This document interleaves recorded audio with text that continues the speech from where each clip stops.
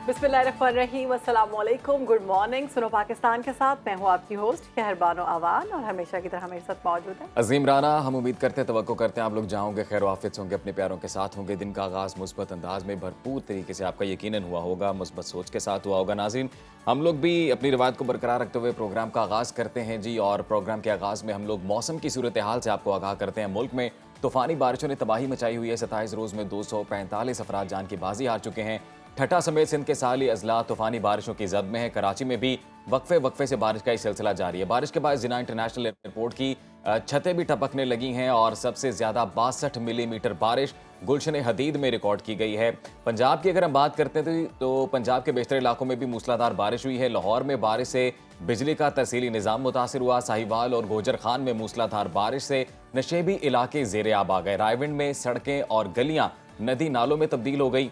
और अगर बात की जाए पीर महल की, तो पीर महल में भी बारिश का पानी स्कूल में दाखिल हो गया। और ये जो मनाजिर हैं, ये कुछ फुटेजेस मुख्तलिफ इलाकों की हम अपने टेलीविजन स्क्रीन पर भी दिखा रहे हैं। शहरबानो मंचनाबाद में मूसलाधार बारिश हुई और वो डूब गया। ऐसे ही अजीम। और बलूचिस्तान के अजला में भी बादल खुलकर बरसे हैं। NDMA के मुताबिक हालिया बारिशों से बलूचिस्तान में 29 अफराद जाँ बहक हो गए और 90,000 से ज़ायद लोग जो है ना वो मुतासिर हैं वहाँ पर जो रह रहे थे। घरों से बाहर हैं, कुछ लोग घरों में मौजूद हैं, जबकि 12,000 घरों को नुकसान पहुँचा है। बलूचिस्तान में मौसम की ताज़ा तरीन सूरत हाल क्या है, उस हवाले से हम जानेंगे।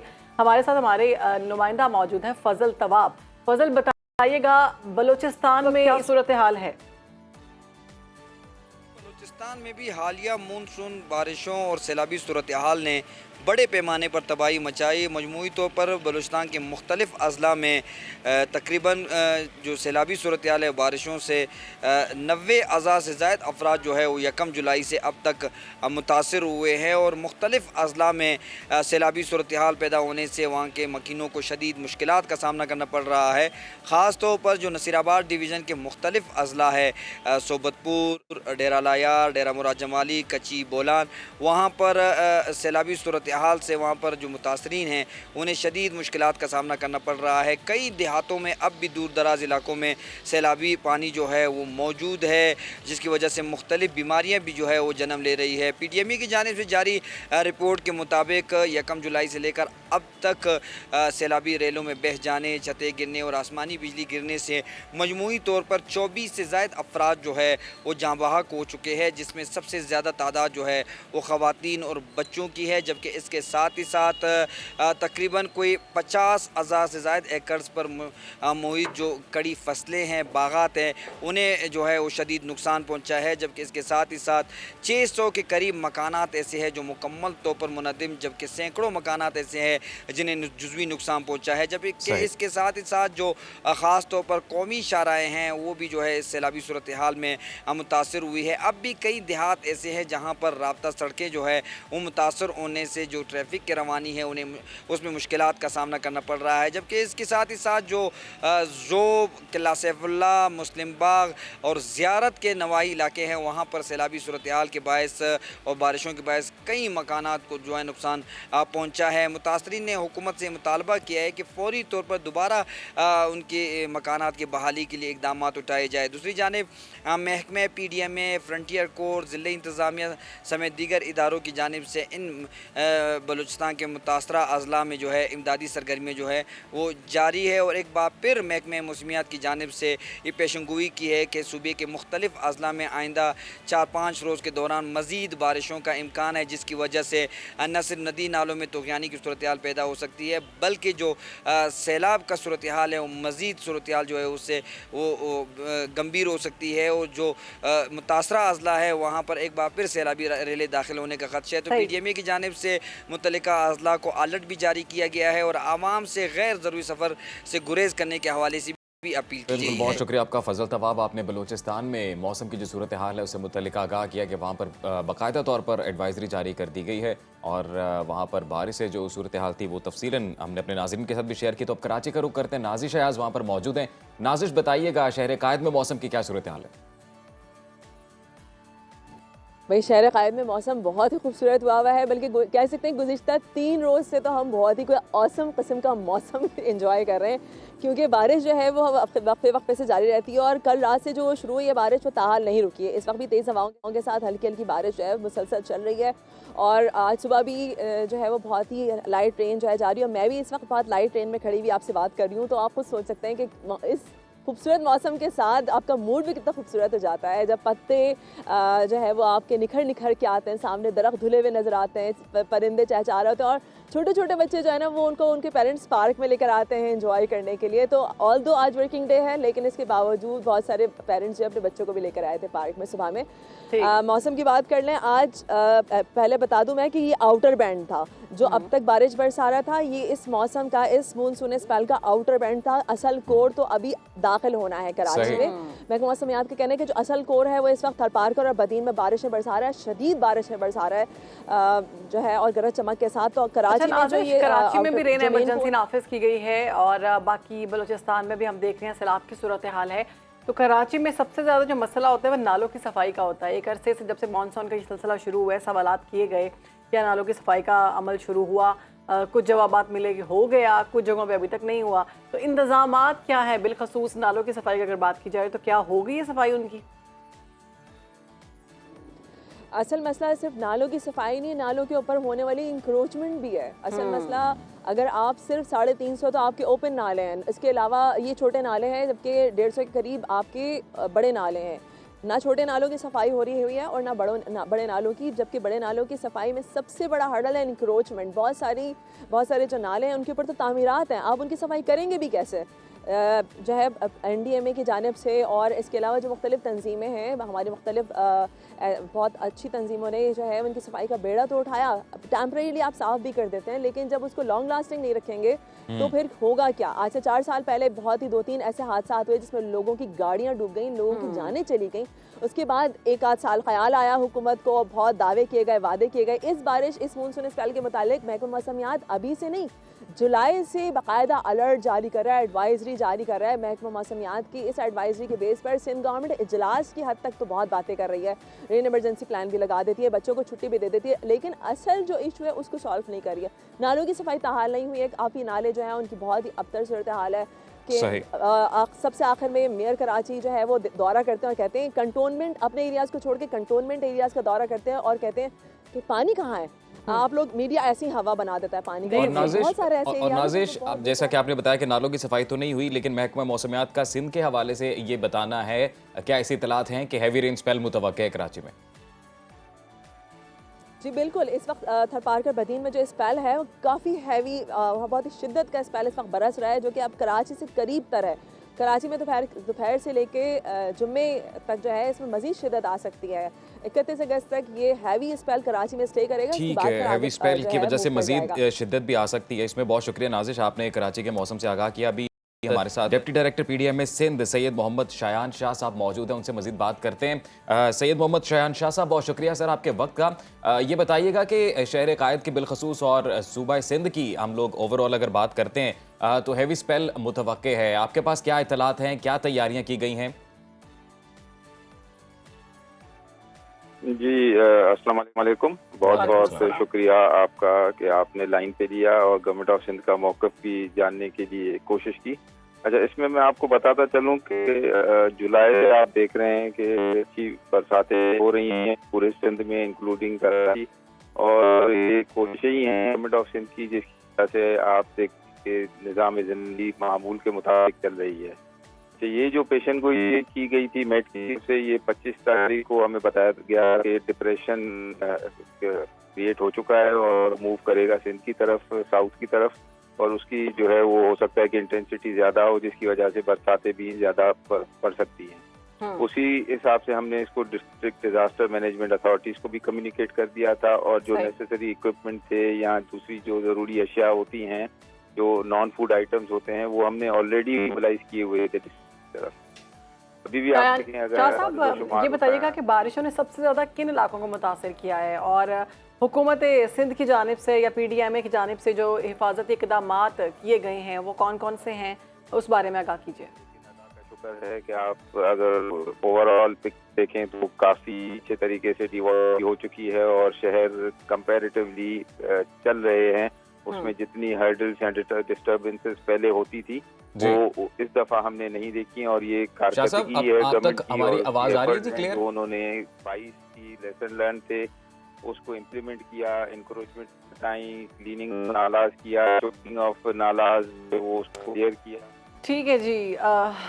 जो है वहाँ पर बताया जा रहा है शयान शाह साहब की जानिब से, जो कि हैं डिप्टी डायरेक्टर PDMA सिंध, उनका कहना है कि हमारा मौक़िफ़ ये है कि हमने इंतज़ामात किए थे। शहर जो हैं बहुत ज़्यादा बारिश की लपेट में, उसके बावजूद जो हैं नुकसानात उस तरह से नहीं हो पाए। बिल्कुल वो यही बता रहे हैं जी कि अगर नॉर्मल सिचुएशन है अब तक कराची में और सिंध में ओवरऑल तो ये काबिल हिम्मत की ही हैं। और उनके जाने से भी कहना है कि PDMA का जो डिपार्टमेंट है वो मुतहरिक है और जितने भी इकदाम करने की ज़रूरत है इस हैवी रेन स्पेल से पहले वो तमाम तर इकदाम किए जा रहे हैं। लेकिन हमारी जो नुमाइंदा नाज़िश हैस बता रही थी वो सिचुएशन कुछ और बता रही थी। मैं नाजिश कुछ और बता रही थी और नाजिश ने ये भी बताया कि ये जो बारिश का स्पेल है ये भी वो हैवी वाला स्पेल नहीं है, हैवी स्पेल आ रहा है।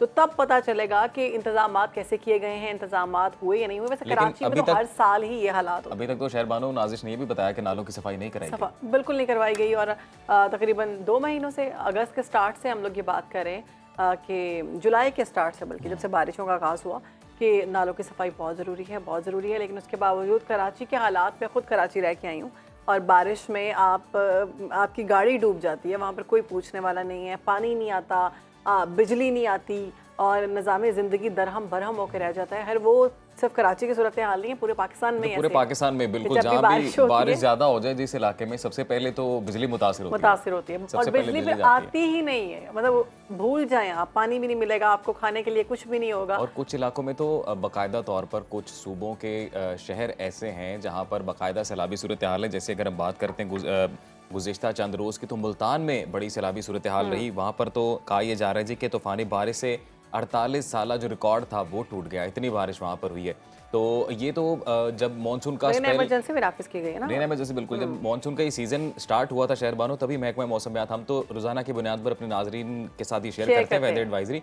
तो हमारे साथ चीफ मेट्रोलॉजिस्ट जब भी मौजूद होते थे वो हमेशा ये बोलते थे कि इस बार एक्सपेक्टेड है कि मानसून का स्पेल ज़्यादा शिद्दत से, क्योंकि वहाँ पर अजीम बारिश बहुत हो रही है। और जो हैं डिप्टी डायरेक्टर PDMA शयान साहब, उनसे रब्ता बहाल करने की कोशिश की लेकिन वो सिग्नल्स की जो है कनेक्शन इशू होने की वजह से नहीं हो सका। तो आगे बढ़ते हैं, हम बात करते हैं मुल्की हालात की। तो हुकूमत जो है हम देख रहे हैं कि मौशी बेहतरी और राइट साइजिंग के लिए सरगर्म है। मुख्तलिफ वजारतों के 82 सरकारी जो इदारे हैं उनको ज़म और तहलील किया जा रहा है। उनमें से यूटिलिटी स्टोर्स और PWD भी शामिल हैं जिन्हें बंद करने का फैसला किया गया है। हुकूमत के इस फैसले पर दोनों इदारों के मुलाजमीन इस्लामाबाद में सरापा एहतजाज है और फैसला वापस लेने का मुतालबा किया जा रहा है।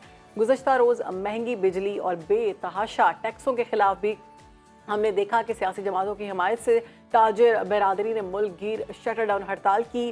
कराची से खैबर तक और गिलगित से गवादर तक मार्केट्स और कारोबार बंद रहे और तजारती सरगर्मियां मुकम्मल तौर पर मुअत्तल रहीं। कारोबारी बरादरी ये मुतालबा कर रही है कि ताजिर 2 स्कीम और विद होल्डिंग टैक्स ख़त्म किया जाए, बिजली की कीमतों में इजाफा वापस लिया जाए और टैक्सों की शरह कम की जाए।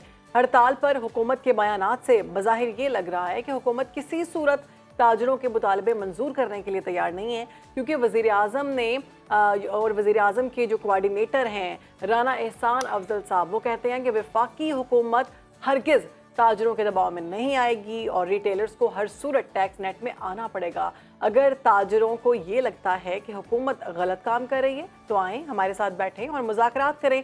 ताजिर 2 स्कीम से मुताल्लिक FBR के 2 तरह की खबरें सामने आई हैं ज़राए के हवाले से।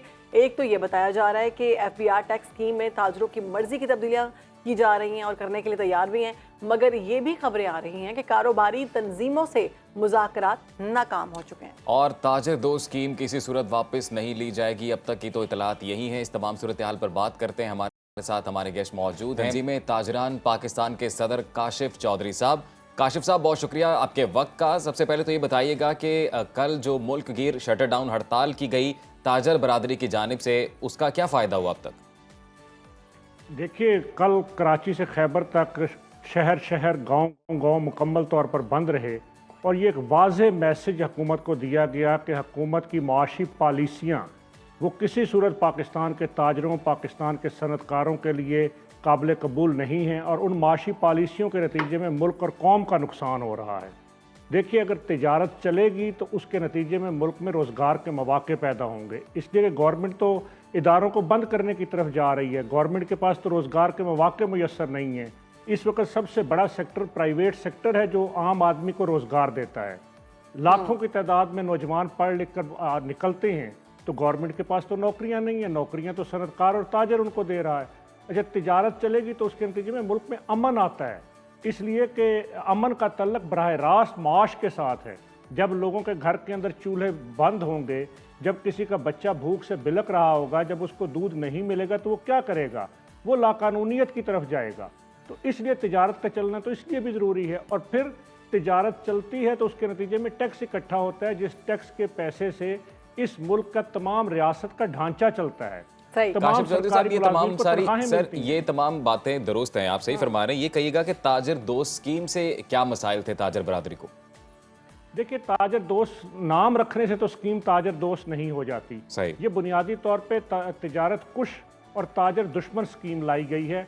वो इस अंदाज से कि आप देखिए कि मुल्क के अंदर जो ताजर पहले से इनकम टैक्स रिटर्न फाइल करता है, गुज़िश्ता कई सालों से वो रिटर्न फाइल करता है, सबसे पहले तो ये कि उनको उठाकर इस स्कीम में डाल दिया गया। हालांकि ये बिल्कुल असूल है कि जो पहले से ताजर टैक्स रिटर्न फाइल करता है उनको किसी नई स्कीम का हिस्सा नहीं बनाया जाता, इसलिए कि जब ये स्कीम आई तो लोग इसमें रजिस्टर्ड नहीं हुए। जब रजिस्टर्ड नहीं हुए तो उन्होंने पहले से मौजूद टैक्स गुजारों को इस स्कीम में डाल दिया। पहली बात ये। दूसरी बात ये कि इस स्कीम के अंदर बजाय इसके कि आमदन पर टैक्स लगाया जाता, हम हमेशा कहते हैं कि आमदन पर टैक्स लगाया जाए और हर शहरी को जो कमाता है उसको अपने हिस्से का टैक्स देना चाहिए। लेकिन उसकी बजाय इन्होंने पूरे पूरे इलाकों को एक 5 किलोमीटर की 10 किलोमीटर का एक इलाका और उसके ऊपर एक फ्लैट रेट 60,000 रुपया महीना, 40,000 रुपया महीना नाफिज कर दिया, बगैर इस तफरीक के कि यहाँ कोई कारोबार छोटा है या बड़ा है। अब उस 5 किलोमीटर या 4 काशिफ चौधरी साहब, किलोमीटर आपने ये बात दुरुस्त फरमाई कि आमदन पर टैक्स लगना चाहिए, लेकिन सर ज्यादातर जो ताजर बरादरी है माजरत के साथ वो टैक्स नेट का हिस्सा ही नहीं है, कैश का बहुत लेन देन होता है। तो फिर अगर आमदनी पर टैक्स लगाया जाएगा तो फिर टैक्स तो इकट्ठा होने से रहा। अब जो मुल्क की मुआशी सूरत हाल है सर, FBR शॉर्टफॉल का खदशा हो रहा है, IMF का स्टाफ लेवल एग्रीमेंट हो चुका है लेकिन वहाँ से बेल आउट पैकेज नहीं मिल रहा है, मईशत की सूरत आपके सामने है। सर सहाफ़ी सीनियर सहाफ़ी हैं शहबाज राना साहब, उनके कुछ नंबर्स मैं आपके सामने रखता हूँ, फिर आप तसल्ली से जवाब दीजिएगा। जो इस वक्त सैलरीड तबका है, गुज़िश्ता साल 368 अरब रुपए के करीब उसने टैक्स पे किया और अभी रवां साल 450 अरब के करीब टैक्स पे कर रहा है। ताजर बरादरी की जब हम बात करते हैं तो 17.5 अरब। देखिए, गुजारिश ये है कि ये जो सैलरीड क्लास की बात की जाती है, सैलरीड क्लास के अंदर कोई सरकारी मुलाजमीन शामिल नहीं है। हमारी जितनी सनतें हैं उनके मालकान खुद अपनी कंपनीज के डायरेक्टर होते हैं, अपनी सनतों के डायरेक्टर्स होते हैं। इसी तरह SCCP के अंदर रजिस्टर्ड जितने भी बिजनेस इदारे हैं उनके अब सारे मुलाजमीन और उनके सारे मालकान और शेयर होल्डर वो भी अपनी कंपनियों से तनख्वाहें लेते हैं। इसलिए जो तनख्वाहदार तबके का टैक्स है ये सिर्फ सरकारी मुलाजमीन का नहीं, इसमें सारे प्राइवेट इदारे, सनती इदारे, उनके मुलाजमीन भी शामिल हैं जी। मैं ताजर इसका एक कंट्रीब्यूशन ताजर देता है। दूसरी तरफ मैं आपको बताऊं कि 375 अरब रुपए का टैक्स इन तनख्वाहदारों ने दिया, जिसमें सरकार के तनख्वाहदार और मेरे ताजर और सनतकार के तनख्वाहदार शामिल हैं। लेकिन जो मुल्क में ज़री जागीरें हैं, 25 एकड़ या 50 एकड़ से बड़ी ज़री जागीरें, उनके ऊपर तो टोटल इनकम टैक्स उन्होंने 4 से 5 अरब रुपए दिया है। यही बात हम भी कर रहे हैं, यही बात हम भी कर रहे हैं कि जो आपका सर्विस प्रोवाइडर है, जो सर्विस का तबका है या जिन्हें सैलरीड क्लास कहते हैं, उसके अलावा एग्रीकल्चर और जो बड़ा कारोबारी तबका है, जो बिजनेसमैन है, उन पर भी टैक्स लगना चाहिए, आमदन के मुताबिक लगना चाहिए। देखिए, यही असल तो इख्तलाफ यही है कि हम कहते हैं आमदन के मुताबिक टैक्स लगना चाहिए, ऐसे टैक्स इम्पोज ना किए जाएं जो लोगों में सकत ना हो। अच्छा, फिर दूसरी अहम बात अब देखें कि ये एक मुआहदा है मेरे शहरी का, मेरे ताजर का रियासत के साथ कि हम टैक्स देंगे।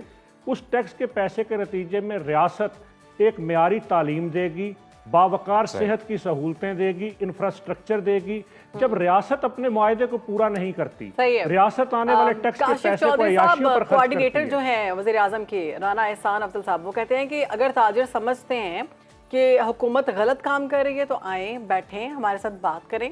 तो क्या ताजर क्यों नहीं बैठना चाह रहे हैं उनके साथ, क्या वजह? देखिए, किसके साथ बैठें?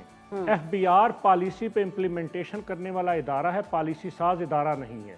IMF के साथ मुआहदे हुकूमत पाकिस्तान ने किए सही। और जाहिर है FBR तो उसको तब्दील नहीं कर सकता। FBR के साथ गुज़िश्ता 1.5 महीने हमने कई मीटिंग्स की, जब उनकी तरफ से ये तस्लीम करने के बाद कि आपकी बातें दुरुस्त हैं, आपके मुतालबात दुरुस्त हैं, लेकिन बेबसी का इजहार किया गया कि हम इस पॉलिसी को तब्दील नहीं कर सकते, तो फिर हम हड़ताल की तरफ गए और फिर हमने 16 अगस्त को हड़ताल की कॉल दी और 28 अगस्त को हड़ताल थी। ये इतने दिन हुकूमत के पास मौजूद थे बातचीत करने के, लेकिन हुकूमत संजीदा अच्छा, ही नहीं एक है। और खबर सामने आई काशिफ साहब, ये है कि जो FBR टैक्स स्कीम में ताजरों की मर्जी की तब्दीलियां की जा रही हैं, तो ऐसा है क्या? देखिए, मुझे नहीं समझ आती कौन से ताजरों की मर्जी की तब्दीलियां की जा रही हैं। अगर हुकूमत ये समझती है कि उनके जो अपने हुकूमती नुमाइंदे हैं उनको बैसियत ताजर बिठाकर कोई तब्दीलियां करें, तो वो तो ताजरों के लिए काबिल कबूल नहीं है। स्टेक होल्डर्स की मुशावरत से जब पॉलिसियां नहीं बनाई जाएंगी तो वो पॉलिसियां ज़मीनी हक़ाइक़ के मुताबिक नहीं होती। इसलिए हम तो बारहा हुकूमत को ये बात कह चुके हैं कि आप अगर टैक्स इकट्ठा करना चाहते हैं, हमारे साथ बैठिए, बताइए आप कितना टैक्स लेना चाहते हैं, उसका आसान और सादा निज़ाम लाइए, लोगों को रिश्वत, करप्शन और ब्लैकमेलिंग का सामना ना करना पड़े, FBR के ऑडिटर्स और ब्लैकमेलिंग से बचाइए। काशिफ चौधरी साहब, फिर तो आसान हल तो यही है कि जितना भी ताजर तबका है, जितने भी ताजर बरादरी है, वो तमाम टैक्स नेट में शामिल हो जाएं। ये सबसे आसान तरीका है और सब अपनी आमदन के हिसाब से टैक्स दें, कैश लेन देन को कम कर दें, ये मामला ही हल हो जाए। देखिए, टैक्स नेट के अंदर तो हमारा मुतालबा हमेशा रहा है कि जितने बिजली के कमर्शियल मीटर होल्डर्स हैं, जो 36 लाख की फिगर है इस वक्त, उन सब को एंटीएन सर्टिफिकेट जारी किया जाए और एक आसान सादा उर्दू का इनकम टैक्स रिटर्न फॉर्म लाया जाए जिसके ज़रिए वो सारे अपनी रिटर्नें फाइल करें। लेकिन आज तक वो नहीं हो सका। इंग्लिश का इतना मुश्किल रिटर्न फॉर्म है कि जिसको कोई ताजर क्या, कोई पढ़ा लिखा आदमी खुद नहीं भर सकता। उसके लिए वकील का या महकमे के किसी मुलाजिम का सहारा लेना पड़ता है। तो कैसे निज़ाम को दुरुस्त करेंगे? FBR की तंजीम नौ की बात की जाती है, वो नहीं की जा रही। चलें, ठीक है जी, बहुत शुक्रिया। तंजीम ताजरान पाकिस्तान के सदर काशिफ चौधरी साहब हमारे साथ मौजूद बयान कर रहे थे इस सारे मामले पर, जो कल हड़ताल की गई, शटर डाउन हड़ताल हुई ताजरों की जानिब से, और उन्होंने कहा कि उनका मौक़िफ़ ये था कि हमारे जो टैक्सेस हैं वो इतने ज़्यादा टैक्स नहीं होने चाहिए और विद होल्डिंग जो ये ख़त्म होने चाहिए। लेकिन मौजूदा जो मईशत की सूरत हाल है शहर बानो, वो भी एक वन लाइनर अपने नाज़रीन को दे दें जल्दी से, और वो यही है कि आपको टैक्स पे करना नहायत ज़रूरी है, और ये कह लें कि IMF बेल आउट पैकेज के लिए भी ज़रूरी है, और हमारा जो एग्रीकल्चर का तबका है और जो हमारी कारोबारी बरादरी है, ये भी ज़्यादा से ज़्यादा टैक्स नेट में शामिल और राना एहसान साहब ये कह रहे हैं किसी सूरत हम ताजरों के दबाव में नहीं आएंगे, टैक्स देना पड़ेगा और हर सूरत देना पड़ेगा, और रिटेलर्स को इस तरह का कोई सुकून नहीं मिलने वाला। तो एक और खबर है बड़ी इंटरेस्टिंग, ये ज़रा दिलचस्प खबर है। बिल्कुल, आप बताएं। अच्छा जी, खबर ये कि जी ऑस्ट्रेलिया में राइट टू डिसकनेक्ट नामी एक नया कानून मुतारिफ कराया गया। मुझे इधर जाना है। और इस कानून के मुताबिक अब ये होगा जी कि दफ्तरी औकात के बाद आप बॉसेस की जानिब से जो मुलाजमीन से रब्ता किया जाता है उस पर पाबंदी आयद कर दी गई है, और कानूनन जो मुलाजिम है वो अपने बॉस की या तो कॉल, टेक्स्ट, किसी का भी जवाब अगर वो ना देना चाहे तो वो नहीं दे सकते। वहाँ पे मीडिया में भी क्या ये लागू होगा? पूरे ऑस्ट्रेलिया में ये कानून नाफिज हो चुका है ना कि आप वर्किंग आवर्स के बाद अगर घर चले गए और आपके बॉस के आपको कॉल या टेक्स्ट आ गए तो ये काट सकते हैं, आपकी गुडविल जेस्चर है। हाँ, मर्जी है, अगर आप जवाब देना चाहें। इवन आप अपना जो ऑफिशियल नंबर है वो ऑफ कर सकते हैं, स्विच ऑफ कर सकते हैं। वेरी नाइस, ये तो बहुत अच्छा इकदाम किया गया है। पाकिस्तान में भी बिल्कुल ये होना चाहिए। हमारे यहाँ तो 24 घंटे की नौकरी होती है। नए कानून के तहत मुलाजमीन जो है अपने ऑफिस टाइम के अंदर अपने बॉस या उनका जो इमीडिएट बॉस है उसके मैसेजेस का और कॉल का रिप्लाई कर सकते हैं, लेकिन जब वो उनकी ऑफिस टाइम में ख़त्म हो गई है और वो अपनी लाइफ, अपनी फैमिली लाइफ में इंजॉय कर रहे हैं, अपने घर चले गए हैं, तो कोई बॉस उनसे कांटेक्ट भी करता है तो वो ना बात करें, इट्स ओके, इतना मसले वाली बात नहीं। कल वो डांटेगा नहीं, वो ये नहीं कहेगा तुमने मेरा मैसेज नहीं देखा था, तुमने मेरी कॉल क्यों नहीं देखी, तो मैंने पता कि ये बहुत ज़रूरी था। अच्छा, ये अच्छा भी है, लेकिन इसमें कुछ मामला खराब भी हो सकते हैं। बॉस का इमरजेंसी भी हो सकती है ना। खराब इस मामले में हो सकता है कि अगर आपकी जॉब की नोयत कुछ ऐसी है कि जिसमें इमरजेंसी आपकी जरूरत पड़ सकती है। हमारी जॉब जो है इसमें हम नहीं बंद कर सकते, क्योंकि हमें कोई ना कोई चीजें आपस में शेयर करनी होती हैं कि ये स्टोरी कर लेते हैं। लेकिन मेरे ख्याल से अगर शहर बानो कानून आपको इस तरह की कोई अगर एक हिफाजत मुहैया कर रहा है तो वो ये कि कभी कभी अगर आप नहीं फील कर रहे, if you are feeling down या आपकी तबीयत नासाज है तो फिर आप इस लॉ का सहारा ले सकते हैं। लेकिन यहाँ पर आपको बताते चलूं कि ये जो कानून है ना, ये ऑस्ट्रेलिया में सिर्फ नाफिज नहीं हुआ, इससे पहले यूरोप के मुख्तलिफ ममालिक में, फ्रांस, जर्मनी और यूरोपीय यूनियन के दीगर ममालिक में ये कानून ऑलरेडी नाफिज हो चुका हुआ है, तो इतनी बड़ी बात नहीं है वैसे। लेकिन हमारे लिए ये बड़ी बात है भाई, बहुत बड़ी बात है। प्रोग्राम में आगे बढ़ते हैं और आपके साथ एक अहम खबर शेयर करते हैं जी कि यूटिलिटी स्टोर के मुलाजमीन की जानिब से जारी एहतजाज के बारे में जो ये खबर है जी कि वज़ीर आज़म की ज़ेर सदारत इजलास में कमेटी की सिफारिशात पर इंतज़ामी अखराजात को कम करने और रियासती मशीनरी को हमवार करने की गर्ज से वफाकी हुकूमत ने 5 जो वजारतें हैं उनके 28 महकमों को ख़त्म करने का फ़ैसला किया था, जिसके बाद वफाकी हुकूमत ने यूटिलिटी स्टोर कॉरपोरेशन ख़त्म करने का फ़ैसला करते हुए यूटिलिटी स्टोर के लिए 50 अरब की सब्सिडी भी बंद कर दी थी। और इसी के पेश नज़र हमने देखा कि यूटिलिटी स्टोर्स के जो मुलाजमीन हैं वो सरापा एहतजाज हैं। तो रुबीना यूसुफ ने रिपोर्ट तैयार की। बिल्कुल, रुबीना देखते हैं जिन्होंने क्या गुफ्तगू किया लोगों के साथ, आइए देखते हैं।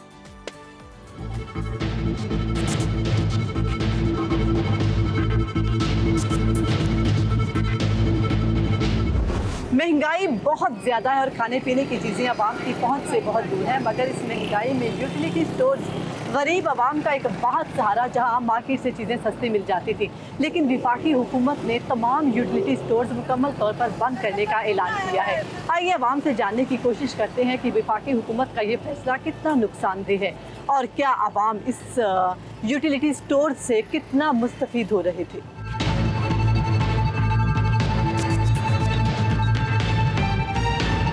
आपने कभी यूटिलिटी स्टोर से शॉपिंग की? जी बिल्कुल की। अच्छा, आपको लगता है कि बाकी जो आम मार्केट से यूटिलिटी स्टोर में कुछ चीज़ों का फ़र्क होता है प्राइसेस का? हाँ बिल्कुल फ़र्क है। आपने- यूटिलिटी स्टोर में कुछ प्राइस कम है, कुछ ज़्यादा भी हैं, लेकिन हर बंदे के लिए यूटिलिटी स्टोर का जो स्टॉक है वो नहीं मिलता।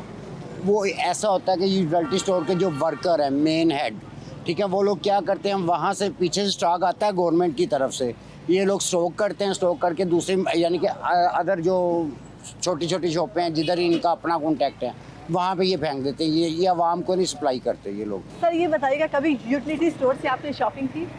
बहुत दफ़ा की क्या लिया? काफ़ी फैसिलिटी, चीनी वगैरह का बड़ा फ़ायदा होता था, घी और चीनी का बहुत ज़्यादा फ़ायदा होता था। बाकी चीज़ें तो इक्वल होती थी मगर चीनी और घी का बहुत फ़ायदा था। तो अब जो है सुनने में आ रहा है कि उसको बंद कर रहे हैं। गवर्नमेंट को चाहिए कि सब कुछ ही बंद कर दें, ये मुल्क ही बंद कर दें, हमें माफ़ी दे दें। वफाकी हुकूमत ने अभी ऐलान किया है कि यूटिलिटी स्टोर्स मुकम्मल तौर पर बंद किए जा रहे हैं, तो इस पर आपकी ज़िंदगी पर क्या असर पड़ेगा? असर यही पड़ेगा, बाहर से लेनी पड़ेगी फिर हमें चीज़ें, वो बाहर से थोड़ी ज़्यादा एक्सपेंसिव हो जाती हैं, यहाँ पे हमें मुनासिब रेट पे मिल जाती हैं, लेकिन अब हमें बाहर से लेनी पड़ेगी। आपको लगता है वैसे ये बंद क्यों किया जा रहा है? कोई एक वजह आपके सामने आई हो? एक दो वजह जो हमारी नज़र में आई हो, शायद उनकी हुकूमत की नज़र ना आई हो। ये जो होते हैं मैनेजर वगैरह यहाँ के हैं, ये स्टॉक कर लेते हैं सारा माल और वो अपने घर भी मैंने कई दफ़ा ले जाते देखा है ऑफ टाइम उनको। अच्छा जी, और जो एक्सपायर होता है वो भी दे देते हैं लोगों को।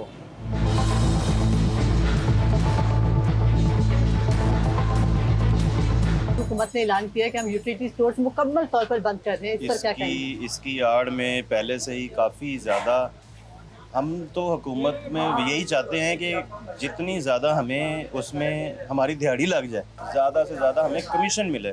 अब यूटिलिटी स्टोर की जो भी मैं एग्जांपल देता हूँ, चीनी से शुरू करता हूँ या आटे से, जो भी वहाँ पे बिकने के लिए चीज़ आती है पहले वो मार्केट में चली जाती है, जो भी उसका ठेकेदार है वो बेच देता है अपने रेट पे, तो उसकी आड़ में सिर्फ ज़्यादा से ज़्यादा ये स्कैम ही हो रहा है। ये सिर्फ और सिर्फ अपनी कमीशन के लिए ये खोले हुए हैं, इनको बंद भी कर देंगे तो किसी की सेहत पे कोई फ़र्क नहीं पड़ेगा इंशाल्लाह। कभी आपने यूटिलिटी से कोई ग्रॉसरी की, कोई सामान खरीदा? जब पहले मिला था 650 रुपये का आटा, जब हम करते थे 81-71 पे मैसेज, 81-71 पे मैसेज करते थे, फिर आटे का रिलीफ मिलता था 650 का मिल रहा है, जब 1300 रुपये का था, लेकिन उसके बाद कोई रिलीफ नहीं मिला।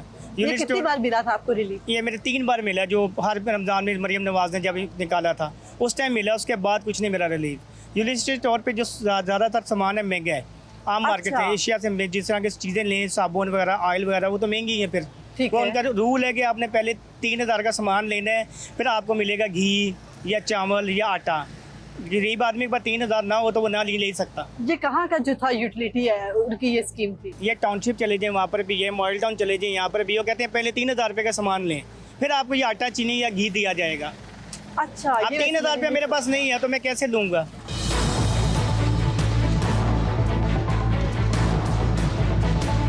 जी नाज़रीन, जैसा कि अभी हमने लोगों से बात की है और 50 साल से ज़्यादा अरसे तक चलने वाला इदारा यूटिलिटी स्टोर्स अब बंद होने जा रहा है। करप्शन और मिसमैनेजमेंट इस इदारे को बंद होने का सबब बने और वफाकी हुकूमत का कहना है कि हमारी कोशिश है कि मुस्तहिक अफराद को सब्सिडी मिली, खरबों रुपए की सब्सिडी मिली जो कि गरीब तक नहीं पहुँची।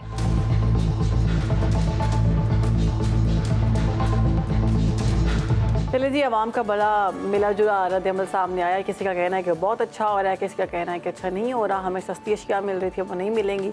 और अमूमन वैसे यूटिलिटी स्टोर्स के बारे में अजीम यही कहा जाता था कि जो कहा जाता है वो होता नहीं है, चीज़ें मयारी अशिया नहीं मिलती हैं और भी दीगर जो करप्शन के चार्जेस थे वो थे इनके ऊपर। बहरहाल जी तो मिला जुला आवाम का रद्द-ए-अमल है, लेकिन यूटिलिटी स्टोर्स के जो मुलाजमीन है वो ताहाल सरापा एहतजाज है। अभी देखें मजीद सिचुएशन अनफोल्ड होगी तो वो अपडेट्स भी अपने नाज़रीन के सामने रखेंगे। प्रोग्राम में आगे बढ़ते हैं, नजर डालते हैं आलमी मंजरनामे पर। तो अक्टूबर में पाकिस्तान में शंघाई ताउन तंजीम का इजलास होने जा रहा है। इस हवाले से पाकिस्तान ने तमाम रुकन ममालिक के सरबराहान को दावतनामे भिजवा दिए हैं।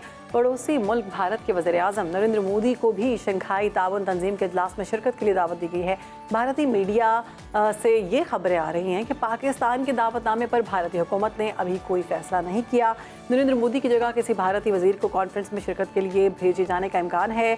आखिरी बार 2015 में भारत को आनजहानी वज़ीर ख़ारिजा जो उनकी थी सुषमा स्वराज, वो शंघाई ताउन तंजीम के इजलास में शरीक हुई थी। पाकिस्तान का दौरा उन्होंने किया था। इसके साथ साथ भारत में ख़वातीन के रेप और बहिमाना कत्ल के केसेस में ख़तरनाक हद तक इजाफा देखने में आ रहा है। डॉक्टर से लेकर बच्चियों तक, मुसलमानों से लेकर हिंदू ख़वातीन तक और गैर मुल्की सयाह ख़वातीन से लेकर अदाकारों तक सब दरिंदगी का शिकार हैं। और नेशनल क्राइम रिकॉर्ड ब्यूरो की रिपोर्ट के मुताबिक भारत में रोज़ाना 86 ख़वातीन जिनसी ज़्यादती का निशाना बनती हैं, जबकि हर घंटे में ख़वातीन के ख़िलाफ़ जराइम के 29 मुकदमा दर्ज किए जाते हैं। हालिया दिनों में कलकत्ता में एक खातून जूनियर डॉक्टर के साथ जिनसी ज़्यादती और कत्ल के वाक़े के खिलाफ पूरे भारत में एहतजाज जारी है। मोदी सरकार के दौरे हुकूमत में रेप के बढ़ते वाक़यात के बायस भारत का अमन व अमान ख़तरे में पड़ चुका है।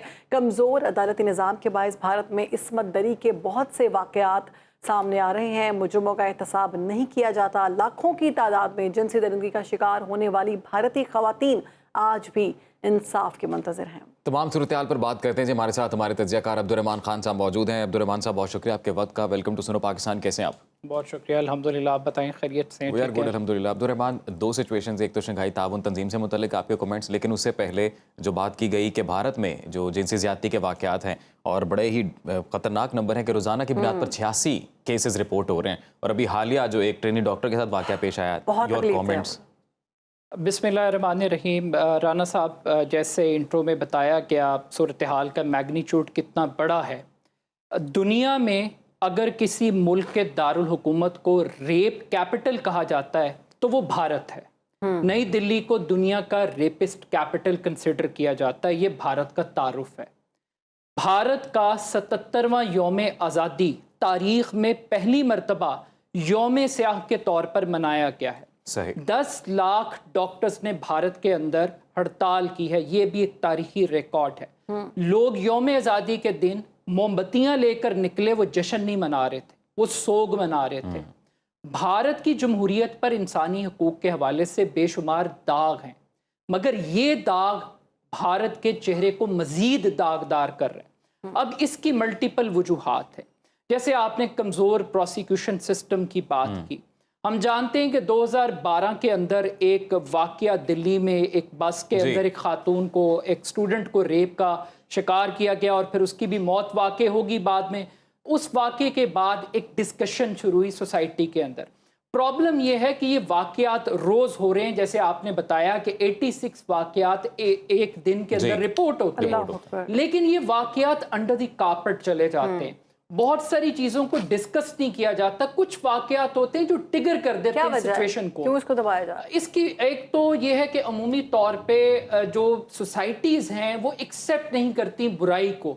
जब तक आप मानेंगे नहीं कि जुर्म एग्जिस्ट करता है, आप वजूहात के ऊपर बात नहीं करेंगे। अब हम क्रिमिनल जस्टिस सिस्टम की तो हम बात कर रहे हैं कि सज़ाएं नहीं मिल रही, लेकिन जिस मुल्क के पार्लियामेंटेरियन, ये democratic freedom association of Bharat की एक रिपोर्ट है हालिया, जिसमें 150 पार्लियामेंटेरियन, उनके ऊपर रेप और अस्मत दरी के वाक़यात के चार्जेस हैं। इनफैक्ट के बीजेपी जो हुक्मरान जमात है उसके 54 अरकान ऐसे हैं जिनके ऊपर रेप के मुकदमात कायम है। 71 अरकान जो कि काबीना का हिस्सा हैं वो भी जराइम पेशा अफराद हैं, उनके ऊपर भी मुकदमात हैं। तो जब इक्तदार में रहने वाले लोग जिन्होंने कानून की अमलदारी करनी है वो इसमें इन्वॉल्व हैं। से मुझे जहन में आया, इसका मतलब है जो ये फिल्में बनाते हैं और दिखाते हैं कि इनके जो सियासतदान हैं वो भी इन सारी चीज़ों में मुलव्वस होते हैं, वो खुद भी ये सब कुछ कर रहे होते हैं, वो सही बनाते हैं। आपने एक ऐसा ज़बरदस्त पॉइंट उठाया है, मेरा ख्याल है कि ये एक बड़ा, इसको एक और एंगल से देखें। आज से कुछ 7-8 साल पहले अवारी होटल लाहौर के अंदर एक डॉक्यूमेंट्री, अवार्ड विनिंग डॉक्यूमेंट्री थी, मिस रिप्रेजेंटेशन ऑफ विमेन के नाम से उसकी एक स्क्रीनिंग हुई। ये डॉक्यूमेंट्री आपको बुनियादी तौर पर ये बताती है कि किस तरीके से विमेन को एज अ कमोडिटी आप ग्लैमराइज करके मीडिया के अंदर पेंट करते हैं, पिक्चर करते हैं, ऑब्जेक्टिफाई किया जाता है। जी मेरा ये ख्याल है कि जहाँ पे वजूहात की हम बात कर रहे हैं, कानून अपनी जगह पे इम्पॉर्टेंट है, फैमिली सिस्टम की, नौजवानों की तरबियत का एलिमेंट अपनी जगह पर है, मगर जो मीडिया कंटेंट दिखा रहा है, जो बॉलीवुड दिखा रहा है, जो हॉलीवुड दिखा रहा है, जिस किस्म के जूम आइनी गाने, फौश गाने और बेलिबास गुफ्तगू जिस तरह से दिखाई जा रही है, सुनाई जा रही है, वो इफेक्ट कर रही है। उसको स्टडी करने की ज़रूरत है कि हम किस तरीके से जो कंटेंट हम दिखा रहे हैं, जो कि एक मीडिएटेड रियलिटी है, अगर आप उसको प्रैक्टिकल के अंदर कन्वर्ट करेंगे तो वो आप बहुत बड़ा एक डेंजर सोसाइटी में क्रिएट कर रहे हैं। अब्दुर्रहमान, आपने ये बिल्कुल सही बात की। दूसरी बात, अगर हम सिर्फ इंडियन कॉन्टेक्स्ट में ये बात देखें तो वो जो एक सेइंग है ना, everything is fair in love and war, तो वहाँ पे जब हम ये देखते हैं कि एक ज़िनोफोबिक सोसाइटी है, माइनॉरिटीज़ का एक खौफ रहता है उन्हें, तो फिर कई दफ़ा इस तरह के इकदाम को ग्लोरीफाई किया जाता है, जैसे आप कह रहे हैं कि उनके अपने मिनिस्टर्स पे इस तरह के चार्जेस हैं, तो ये भी कहीं ना कहीं रोल प्ले करते हैं। देखिए ना, बल्कीस बानो केस को देखिए कि आप जब मुजरिमों की सरपरस्ती करते हैं, जब आप चीज़ों को छुपा के एक तरफ आप बिगेस्ट इकॉनमी के तौर पे पेंट कर रहे हैं, दूसरी तरफ हालत ये है कि जो ये आपने ब्यूरो की रिपोर्ट की बात की थी क्राइम एजेंसी के, तो 45% दलित विमेन रेप का शिकार होती हैं। और ये बानो बिल्किस जो आप बता रहे हैं, उनके केस में 2022 में बरी कर दिए गए, और मोदी के कहने पर, और मोदी के कहने के ऊपर बरी कर दिए गए। लेकिन एक और भी चीज़ देखिए कि इस किस्म के वाक़यात को वहाँ पे पॉलिटिक्स के लिए भी इस्तेमाल किया जा रहा है, क्योंकि ये वाक़या कलकत्ता में हुआ है और मगरबी बंगाल के अंदर हुआ है, तो वहाँ पर ममता बनर्जी की गवर्नमेंट है जो बीजेपी के अगेंस्ट है, तो गवर्नमेंट के अगेंस्ट फेडरल गवर्नमेंट पार्टी के तौर पर उनको गंदा करने के लिए, पॉलिटिकल माइलेज के लिए इस वाक़ये को इस्तेमाल कर रही है। अभी जो कलकत्ता का वाक़या हुआ है, ये सिर्फ इंडिया के लिए खतरनाक और दिल दहलाने वाली खबर नहीं थी। पाकिस्तान बल्कि पूरी दुनिया में जहाँ भी दिल रखने वाले लोग हैं वो रोए हैं। मैं खुद इस खबर पर रोई हूँ, कितनी दरिंदगी के साथ उसके साथ ये ज़्यादती की गई खातून के साथ। और जो ये सीरीज़ बनाते हैं उसमें हम आए रोज़ इस तरह की चीज़ें देखते हैं। इनका माइंडसेट क्या है?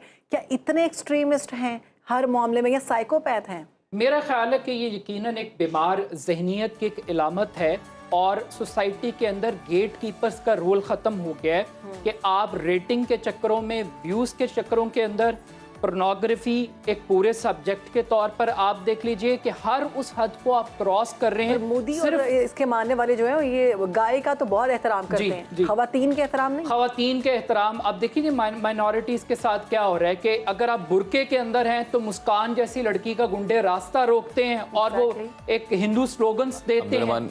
माजरत कथा कलाम के लिए 40 सेकंड से मैं चाह रहा हूँ दूसरे मुद्दे पे भी आप कंक्लूडिंग रिमार्क्स दे दें। शंघाई ताउन तंजीम, क्या ताल्लुकात बहाल हो सकते हैं पाक भारत? अगर शरीफ खानदान के इक़्तिदार में होने के बावजूद मोदी साहब अगर ना आए तो मेरा ख्याल है कि ये प्राइम मिनिस्टर शहबाज शरीफ साहब के लिए, नवाज शरीफ साहब के लिए बहुत अलार्मिंग है। क्योंकि उनके ताल्लुकात की एक तारीख है। वो मोदी साहब एक मरतबा पाकिस्तान आए और वो मियाँ साहब की नवासी का दिन था और वो अचानक सरप्राइज विजिट पे लाहौर आए, ये एक तारीख है। गोवा के अंदर पिछले साल बिलावल साहब गए थे शंघाई ताउन तंजीम के इजलास के अंदर। प्राइम मिनिस्टर पाकिस्तान ने पिछले साल वर्चुअल इजलास में, जो कि भारत मेज़बानी कर रहा था, पाकिस्तान ने शिरकत की थी। मेरा ख्याल है कि ताल्लुकात को हाईजैक करने की जरूरत नहीं है। ये अच्छा वक्त है, इलेक्शन गुजर गए हैं, मोदी साहब के ऊपर भी प्रेशर कम हो गया। जितने वोट उन्होंने लेने थे इंतहा पसंदी पे वो ले लिया, उनको आना चाहिए। अच्छा प्लेटफॉर्म मिल सकता है शंघाई ताउन तंजीम के प्लेटफॉर्म। नाजरीन, अब मुल्की सियासी सूरत हाल का जिक्र करें तो इस वक्त पूरी सियासत लग ऐसा रहा है कि मौलाना फजलुर रहमान के गिर्द घूम रही है, क्योंकि हुकूमत और अपोजिशन मौलाना की हिमायत हासिल करने के लिए सरगर्म नजर आ रहे हैं और उनसे मेल मुलाकातों का सिलसिला जारी है। मौलाना भी इस मौके से भरपूर फायदा उठाते नजर आ रहे हैं और वो एक हैंडसम और अच्छी डील की कोशिशों में मसरूफ हैं।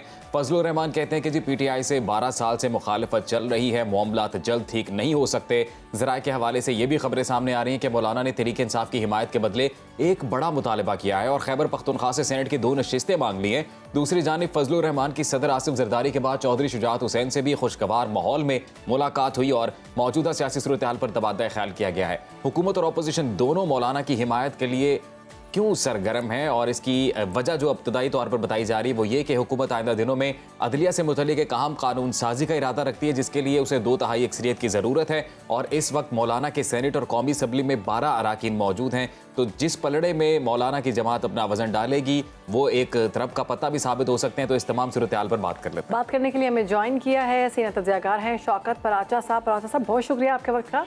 जैसे कि अजीम ने बताया कि इस वक्त पूरी सियासत मौलाना फजलुर रहमान के गिर्द घूम रही है। मौलाना इस वक्त हुकूमत और अपोजिशन दोनों के लिए हम क्यों हैं इतने? गुड मॉर्निंग, बहुत शुक्रिया। मौलाना साहब के एक तो नंबर्स हैं जो सेनेट में अभी आप लोगों ने खुद बताया जी, प्लस इस टेंस सियासी माहौल में जहां तसादुम और तनाव की सूरत हाल है, वहां पर अब मौलाना साहब जैसी बड़ी शख्सियत का, सियासी शख्सियत का, जिस साइड के पलड़े में वो अपना वजन डालेंगे, ऑब्वियसली एटमॉस्फेरिक्स जिसको हम कहते हैं ना कि सियासी माहौल, वो उस पार्टी या उस अलायंस के फेवर में चले जाएगा। अभी तक जो कुछ हुआ है इसमें अभी तक के बेनिफिशरी भी खुद मौलाना फजलुर रहमान था। 12 साल की जब वो बात कर रहे हैं, उस 12 सालों में सबसे ज़्यादा मौलाना साहब के खिलाफ जो बयानात आते रहे, मैं वो अल्फाज नहीं यूज़ करना चाह रहा, जो जिस तरह के अल्फाज मौलाना साहब के लिए यूज़ किए जाते थे, कम अज़ कम वो बंद हो गए। तो सबसे बड़ी अचीवमेंट तो ये है कि जो पब्लिक परसेप्शन में या डिफेमिंग या नेम कॉलिंग का प्रोसेस किया जा रहा था, वो कम अज़ कम ख़त्म हो गया। अब आसिफ अली जरदारी साहब सदर पाकिस्तान है या चौधरी शुजात जरदारी साहब ने उनको बंदूक का तोहफा भी दिया मुलाकात के बाद, तो ये किस चीज़ का निशानदेही की गई?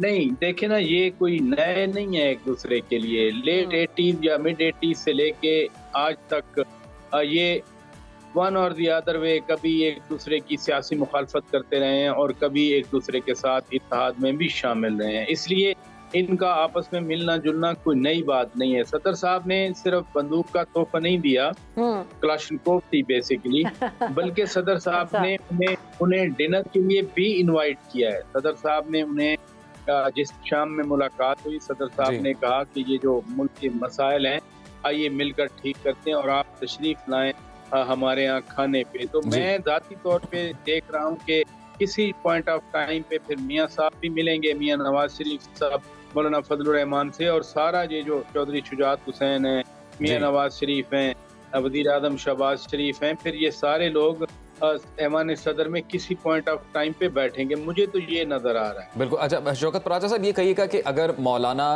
अभी हुकूमती इत्तेहाद का साथ देते हैं तो क्या एडवांटेज उनको मिल सकता है, अगर ऑपोजिशन अलायंस का साथ देते हैं तो क्या एडवांटेज हासिल कर सकते हैं?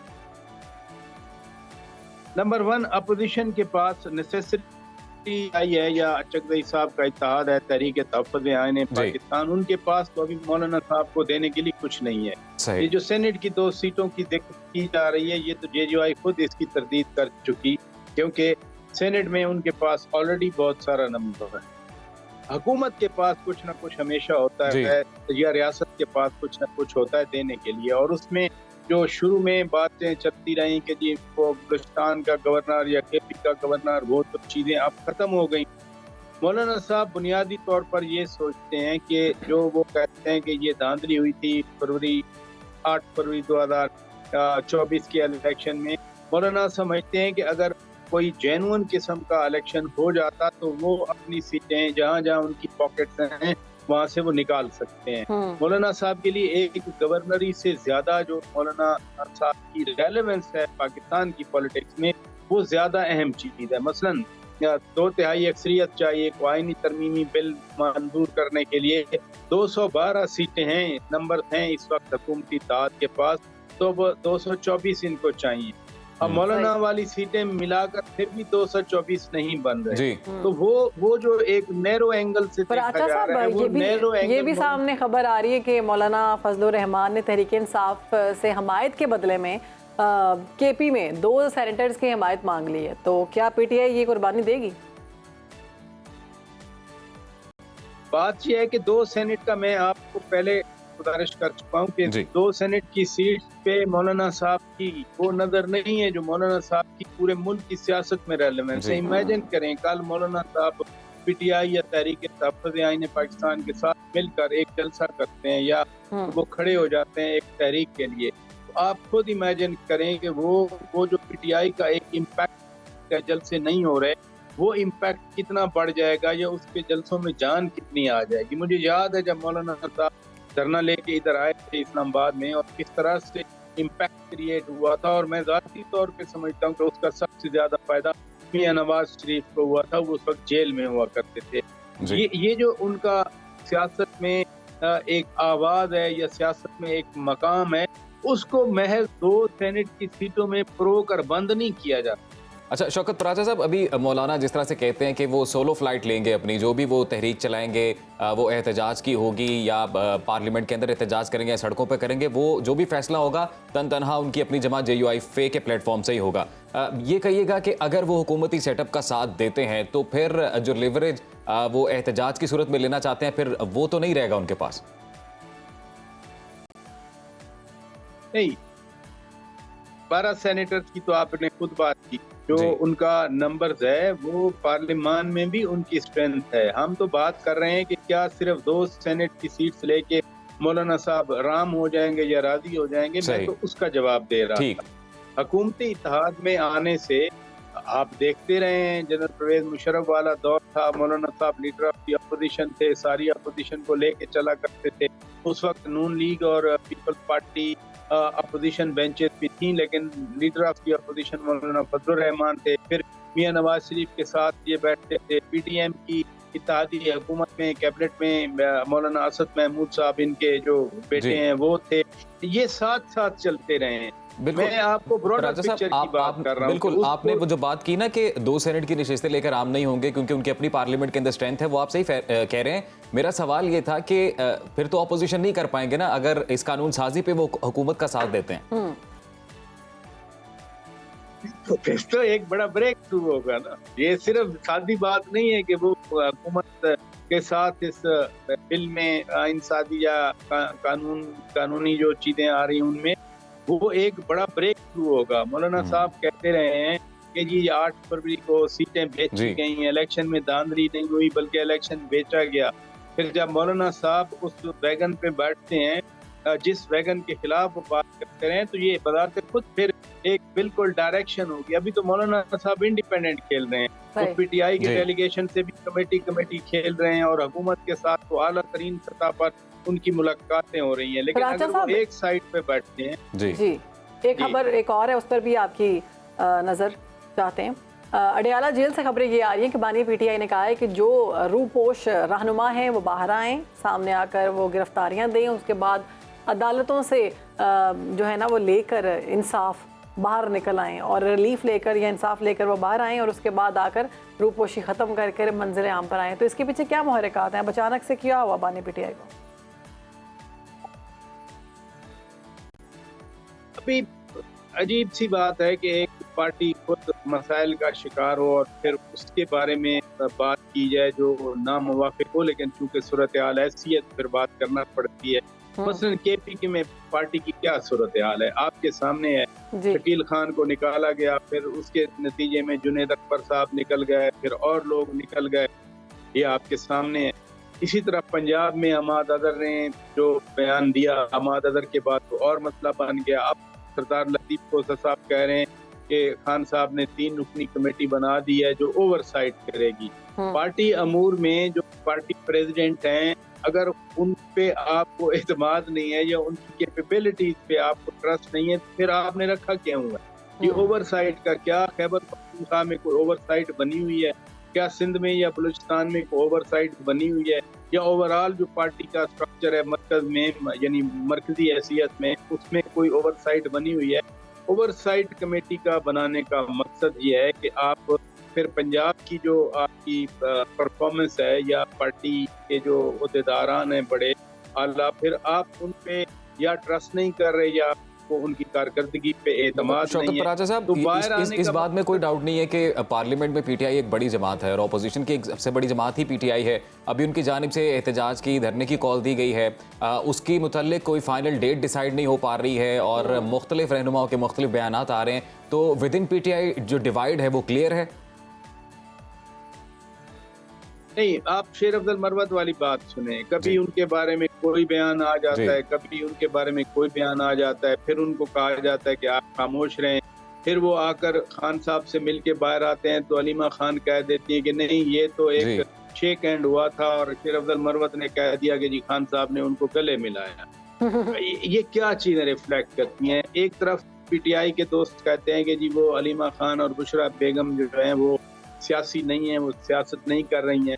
आप और मैं जब सारा दिन डिस्कस करेंगे तो हम क्या डिस्कस करते हैं? उनकी मूव को, उनके बयानात को ही डिस्कस करते हैं। यही पॉलिटिक्स में हिस्सा लेने की बात होती है। इसलिए जब मुख्तलिफ वॉइसेस हैं, मुख्तलिफ आवाज़ें हैं, कोई ग्रैंड किस्म का इत्तेहाद भी नहीं बन रहा। मसलन जमात इस्लामी सोलो फ्लाइट पे है, वो अभी तक पीटीआई के साथ नहीं आई। मौलाना फजलुर रहमान साहब ने तो खुद बातें कर दिया कि जी वो माजी में भी इस तरह के इत्तेहाद का नतीजा को मुस्बत नहीं निकला। अभी तक तो हम जो है वो कमेटियों पे की सतह पे बात कर रहे हैं। तो एक ग्रैंड किस्म का जो एक अपोजिशन अलायंस बना करता है, ऐसी सूरत हाल में वो भी डिस्पाइट द फैक्ट के 1.5 साल होने को है, जाते या 2 साल खत्म हो गया सर, एक वन लाइन अगर आप आंसर दे सकें तो क्या अक्टूबर के बाद सूरत हाल वाज़ेह हो जाएगी? नहीं, पहले तो अक्टूबर तक की जो सूरत हाल है पहले तो वो वाज़ेह हो। अभी हम आईनी तरमीम की बात कर रहे थे। अगर ये सूरत हाल अक्टूबर तक की वाज़ेह हो जाएगी तो फिर पोस्ट अक्टूबर सूरत हाल पे बात करेंगे। बहुत शुक्रिया आपका शौकत पराचा साहब, आपने सुनो पाकिस्तान को वक्त दिया और इस वक्त मुल्की हाल से मुतल्लिक अपना तजिया पेश किया। तो शहर बानो भी ब्रेक लेंगे? ब्रेक नहीं लेंगे, एक दिलचस्प खबर है, अच्छा, वो शेयर करें। जी जरूर बताएं फिर क्या खबर। तो जनाब खबर ये कि बरतानिया से मैनेट बेली नामी खातून है जिन्होंने 102 साल की उम्र में स्काई डाइविंग करके इंग्लैंड की उम्र रसीदा तरीन स्काई डाइवर बनकर सारी दुनिया को हैरान कर दिया है। आपका कभी दिल किया स्काई डाइविंग का? बिल्कुल किया, लेकिन हौसला कभी पैदा नहीं हुआ। और मैं कहता हूँ सैल्यूट पेश करता हूँ इस खातून को जिन्होंने 102 साल की उम्र में जिंदा दिली का जो मुजाहरा किया। बिल्कुल ये विजुअल उस वक्त मेरी बड़ी ख्वाहिश है बहुत शुरू से, मतलब 10 साल पहले से, कि मैं स्काई डाइविंग करूं, लेकिन अभी तक मुझे मौका नहीं मिला। तो रिपोर्ट ये है कि आप इंतजार करें ना 102 साल की उम्र का। पाकिस्तान में तो 50 के बाद वैसे ही आपका सरप्राइज बोनस चल रहा होता है।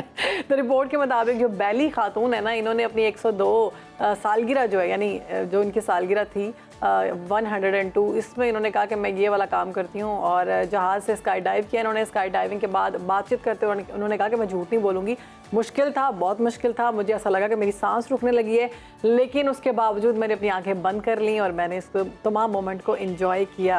तो इसलिए मैं कहती हूँ ज़िंदगी अज़ीम यही ज़िंदगी है। हम भी इसी वक्त अभी एक डाइव करते हैं और ब्रेक लेते हैं। ब्रेक के बाद वापस आएंगे। नाज़रीन, सेहत के हवाले से बात करते हैं। शहरबानो, सेहत के मसाइल का हम जिक्र कर रहे हैं सेगमेंट में, तो बताएं आप फिर क्या मसाइल आपके? मेरे मसाइल नहीं है जी, हमारे काफ़ी लोग ऐसे हैं जो हमें बताते रहते हैं, हमसे रब्ता करते हैं, फिर वो बताते हैं कि जी आप इन चीज़ों का भी जिक्र करें।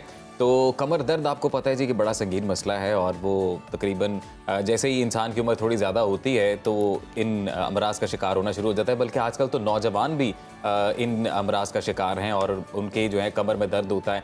अब ये ज़हनी दबाव की वजह से होता है या कमर दर्द की वजह से ज़हनी दबाव पैदा होता है, ये वजह क्या है और इस कमर दर्द को दूर कैसे किया जा सकता है और कब बिलखसूस ये संगीन नोयत इख्तियार कर सकती है, ये तमाम राय लेते हैं। बिल्कुल जी, हमारे साथ मौजूद है ऑर्थोपेडिक सर्जन है डॉक्टर अब्दुल बासित साहब। वेलकम करते हैं डॉक्टर साहब। जी थैंक यू, बहुत शुक्रिया।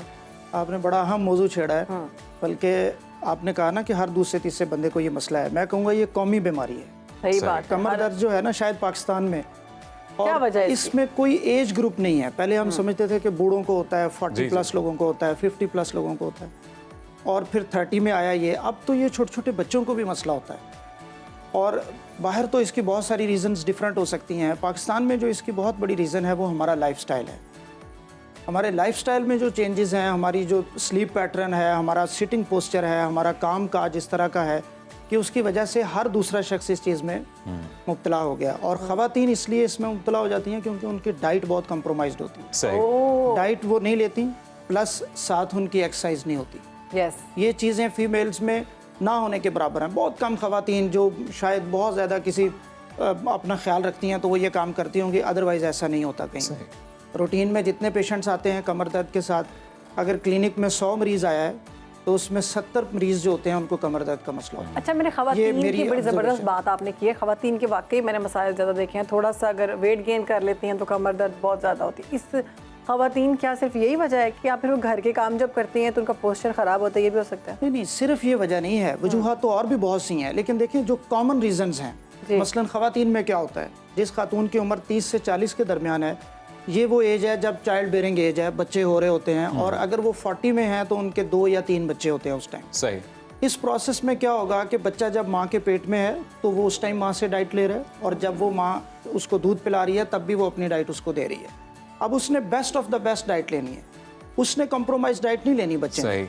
मदर का क्या प्रॉब्लम है कि उसने उस दौरान अच्छी डाइट नहीं लेनी। अगर आपके 3 बच्चे हैं तो ये रफली आपके 6 साल हो गए। अब 6 सालों में जब एक खातून अच्छी डाइट नहीं लेगी, जब वो अपना ख्याल नहीं रखेगी, तो क्या होगा, उसमें विटामिन डी लो हो जाएगा, कैल्शियम का लेवल लो हो जाएगा, तो फिर जो पहला प्रॉब्लम आता है वो लो बैक पेन स्टार्ट हो जाती है। इसमें साथ उनके क्या होता है, जब वो बच्चों का ख्याल रख रही हैं, वो बहुत बिजी हैं, उनकी नींद का कोई उन्हें पता नहीं है, रात का दिन का कोई अपना उनकी रूटीन और प्रिंसिपल्स नहीं होते, उससे क्या होता है कि फिर उनको लो बैक पेन स्टार्ट हो जाती है, फिर वो ये चलती रहती है ये प्रॉब्लम। तो डॉक्टर साहब ये भी बताइएगा कि कमर दर्द कब स्वैर हो सकती है, खतरनाक सूरत हाल कब इख्तियार कर जाती है, और फिर इसकी रेमेडी भी बताइए। देखिए, ये क्वेश्चन आपका बड़ा अच्छा है, क्योंकि हमारी बहुत सारी वीडियोस देख के, सोशल मीडिया पे गुफ्तगू सुन के लोग समझते हैं कि उनको जो कमर दर्द है उसकी रीजंस वही हैं जो ये सुनो टीवी पर डिस्कस हुई हैं या किसी भी यूट्यूब फेसबुक के ऊपर डिस्कस हुई हैं। कमर दर्द जो लाइफस्टाइल या डाइट या स्लीप पैटर्न स्ट्रेस से है, इसके साथ साथ कमर दर्द जो ख़तरनाक हो सकती है वो देखना बहुत ज़रूरी है। 4 या 5 चीज़ें ऐसी हैं जो अगर आपके अंदर हैं तो आपको फौरी तौर पे अपने डॉक्टर से रिव्यू करना चाहिए। मसलन नंबर 1, आपको कमर दर्द है, उसके साथ आपको बुखार है, ये बहुत डेंजरस हो सकता है। लोअर बैक ठीक है, कहीं भी कमर दर्द है आपको, और आप देखते हैं कि सडन शुरू हुई है, बहुत सीवियर है, और साथ उसके बुखार है। जैसे अगर नौजवानों में ये मसला हो रहा है तो ये टीबी की अलामत हो सकता है, ज़रूरी नहीं वो हो, लेकिन ये हो सकता है, ठीक है। अगर ओल्ड एज में या किसी एज में ये हो रहा है तो ये इन्फेक्शन की अलामत हो सकता है, जो कि आपके मोरों में हो सकती है, आपके डिस्क में हो सकती है। Number 2, weight loss.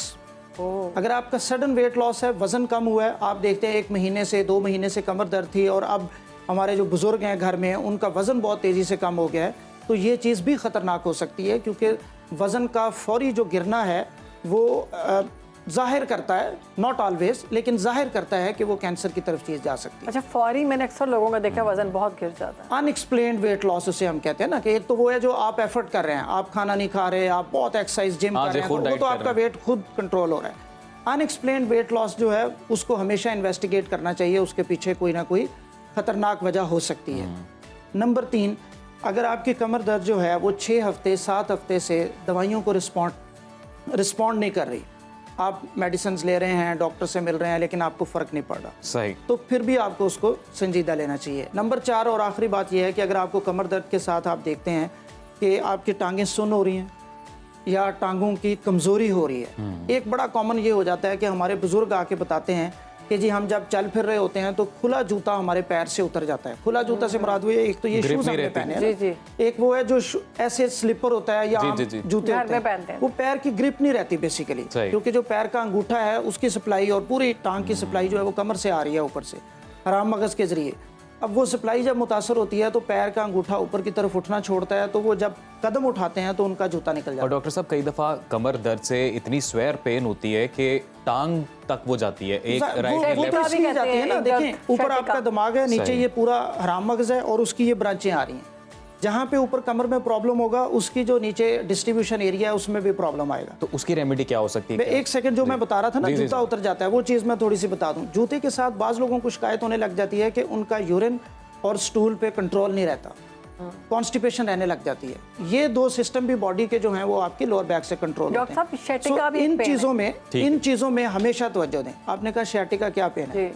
Sciatica basically एक टर्म है, वो कोई डिजीज नहीं है, वो आम बोली जाने वाली बहुत सवेयर पेन होती है। नहीं, होता यूँ है कि जो ये पूरी टांग है, इसकी जो सप्लाई के लिए नर्व आ रही है, जो नसें आ रही हैं, जो ब्रेन का सिस्टम चल रहा होता है, उसमें एक बड़ी नर्व होती है, उसे हम कहते हैं शियाटिक नर्व। कोई भी दर्द जो कमर से शुरू होता है, आपकी टांग के नीचे नीचे चल रहा होता है, तो उसके लिए हम एक जनरलाइज टर्म बना दिया है लोगों ने, शियाटिका। अदरवाइज शियाटिका खुद कोई बीमारी नहीं है, वो दर्द जो उसके साथ चल रही है उसको उस पर्टिकुलर नर्व की वजह से हो रही है। हाँ, उस नर्व की वजह से उसका नाम और पड़ वो गया। नर्व सर दब जाती है, इस वजह से होता है। वो होता यूँ है ना कि अब जिस तरह हमने कुछ रीजंस मैंने आपको बताई है ना, कुछ रीजंस ऐसी होती हैं जो पेशेंट की बॉडी में होती हैं, उन्हें मैं कहता हूँ ये डिजीज़ से रिलेटेड है। कुछ वो हैं जो उनके लाइफस्टाइल में है। डिजीज़ से रिलेटेड क्या हो सकता है, आपको आपके मोरों में कोई प्रॉब्लम हो सकता है, आर्थराइटिस हो सकता है, आपको डिस्क में कोई इशू हो सकता है। आप आमतौर पे सुनते होंगे लोग कहते हैं जी हमने MRI करवाया, L4-5 की डिस्क जो है वो हमारी ख़राब है। डिस्क का इशू जब होता है वो भी जब आपके पीछे हराम मगज़ के चुभती है डिस्क, या वहाँ पे जो नर्व है वो प्रेस होती है, दबती है, तो जो उस नर्व का नीचे वाला एरिया और डिस्ट्रीब्यूशन है वहाँ पे आपको सुन्न होना शुरू हो जाती है, टांग सुइयाँ चुभनी शुरू हो जाती हैं, कीड़ियाँ चलने की टिंगलिंग सेंसेशन लोगों को होने लग जाती है, या फिर नेक्स्ट स्टेज में जाके टांग कमज़ोर होने लग जाती है। ख़वातीन के बारे में तो बताया कि जो मदर फीड पे हैं या जो और जिनके डाइट प्रॉपर नहीं है उनमें तो ये कमर दर्द के मसाइल आते हैं। अब मर्द हज़रात के बारे में भी बताइएगा, ख़ासतौर पे वो जो बाइक काफ़ी ज़्यादा चलाते हैं या फिर गाड़ी भी बहुत ज़्यादा चलाते हैं, तो देखिए इसमें 2-3 चीज़ें उनकी भी होती पेन हैं। निकल आती है कमर। इसकी कॉज के साथ ही इसका ट्रीटमेंट मैं आपको बता देता हूँ, जो कि टाइम आप लोगों का बड़ा शॉर्ट होता है। नंबर 1, आपने एक चीज़ अपनी लाइफ में देखनी है, स्टैंड स्मार्ट।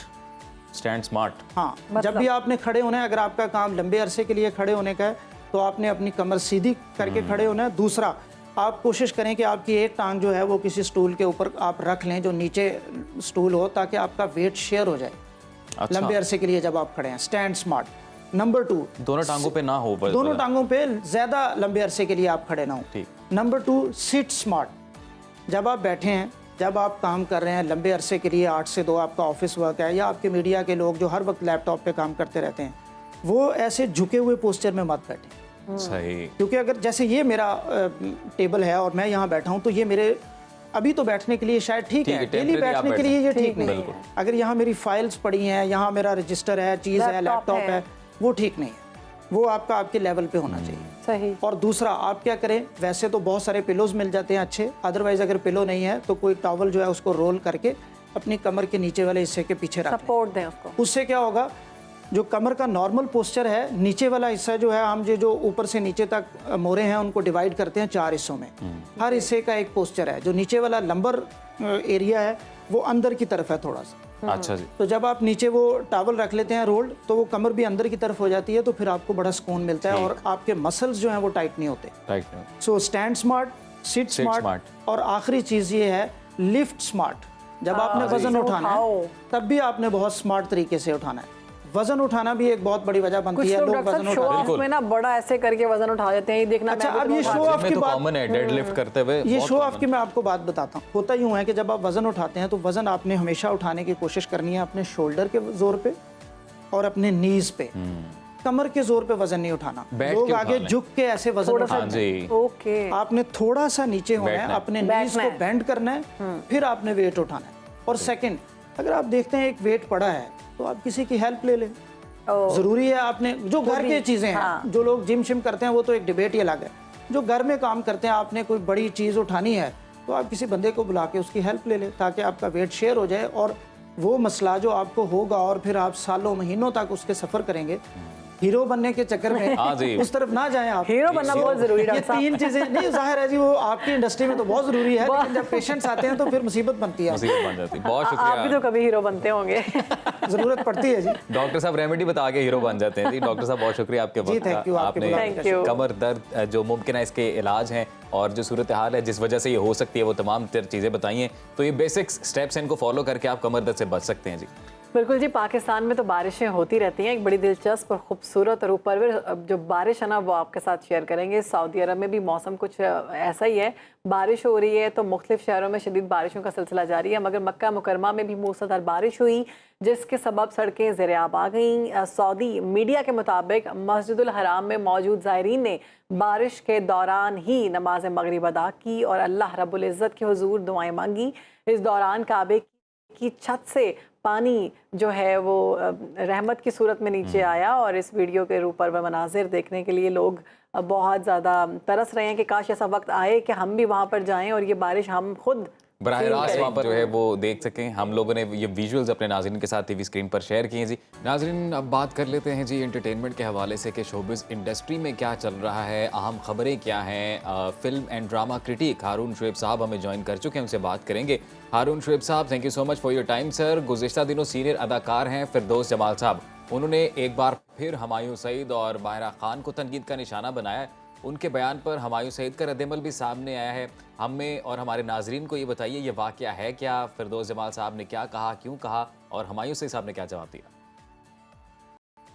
जी बिल्कुल, फिरदौस जमाल साहब जो थे वो एक प्रोग्राम में इसी तरह टॉक शो में बैठे हुए थे, जहाँ पे उन्होंने ये कहा कि हुमायूं जो है वो एक डाकू हैं, क्योंकि वो जो है किरदार लूट रहे हैं, हालांकि उनको एक्टिंग का कुछ खास पता नहीं है। अच्छा, फिरदौस जमाल साहब के साथ मैंने भी कुछ काम किया है और बहुत रिस्पेक्ट है फिरदौस जमाल साहब की। एक बहुत ही खूबसूरत अदाकार हैं और जिस तरह के किरदार फिरदौस जमाल साहब ने अदा कर दिए हैं, मेरे ख्याल में बहुत कम एक्टर्स के हिस्से में आए हैं। फिरदौस जमाल साहब पिछले दिनों कुछ अलील भी रहे, अभी सेहत उनकी बेहतर है तो वो अक्सर प्रोग्रामों में नजर आ जाते हैं। पहले हमें याद है कि उन्होंने माहिरा खान के बारे में भी कुछ इसी तरह के रिमार्क्स किए थे कि उनकी उम्र के हवाले से और उनकी एक्टिंग के हवाले से। अब फिर इस प्रोग्राम में हुमायूं सईद के साथ साथ माहिरा खान को भी उन्होंने रिगेट दिया। तो बात यह है कि फिरदौस जमाल साहब ज़ाहिर है उन्होंने एक पूरा प्राइम देखा है, एक सीनियर एक्टर हैं, उनकी बहुत बहुत बहुत इज्जत है हम सब के दिलों में, लेकिन ये बात कुछ मुनासिब नहीं है।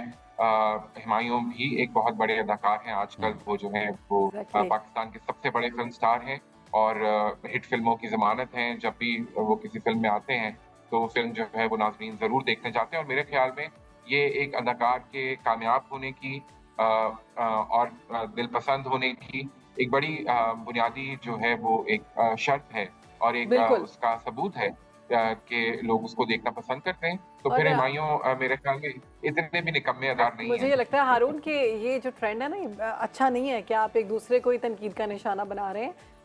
अब ड्रामों की तरफ बढ़ते हैं, कभी मैं कभी तुम ने तो धूम मचाई हुई है। क्या एक्टिंग कर रहे हैं फहद मुस्तफ़ा साहब, क्या शानदार, ऐसे लग रहा है कि ड्रामा देख ही नहीं रहे।